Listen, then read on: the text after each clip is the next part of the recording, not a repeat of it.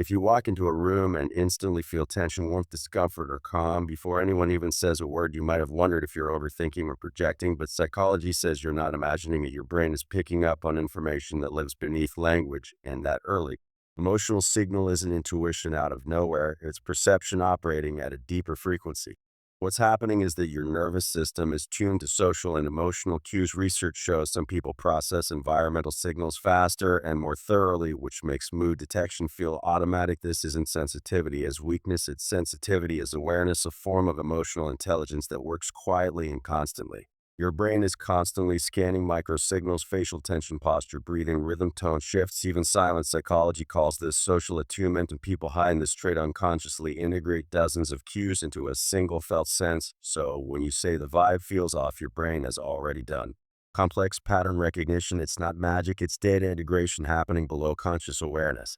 Another reason you notice moods so quickly is mirror neuron activation. Research shows that some brains automatically simulate the emotional states of others, which means you don't just observe the room, you feel it. This explains why crowded or tense environments exhaust you. Your nervous system is absorbing emotional information as if it were happening to you, and that level of empathy makes you highly perceptive even when you don't want to be.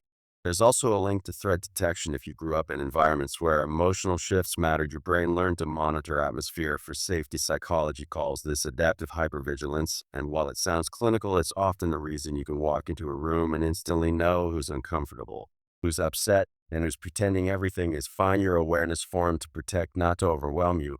Your ability to sense mood is also tied to emotional granularity. The more precisely you understand emotions internally, the more accurately you recognize them externally. Research shows people with nuanced emotional vocabularies detect subtle shifts others miss, which is why vague unease registers clearly to you while others need obvious conflict before they notice anything is wrong.